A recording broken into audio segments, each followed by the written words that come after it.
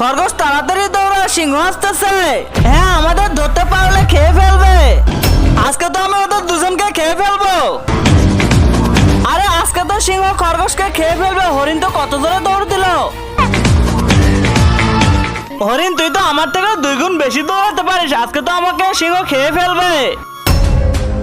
আজকে দেখি কাকে শিকার করতে পারি, খরগোশকে না হরিণকে। এই খরগোশ, আজকে তো তোকে সিংহ খেয়ে ফেলবে। আমি ওর থেকে বেশি দৌড়াতে পারি। আরে সিংহ তো আমার অনেক কাছে চলে এসেছে।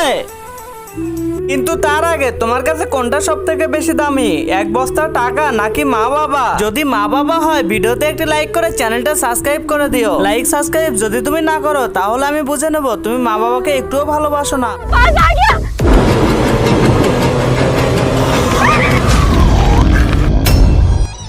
আরে আমি তো বেঁচে গেলাম। হরিণ এত জোরে দৌড়ো, তাহলে ওর শিকার কিভাবে হলো?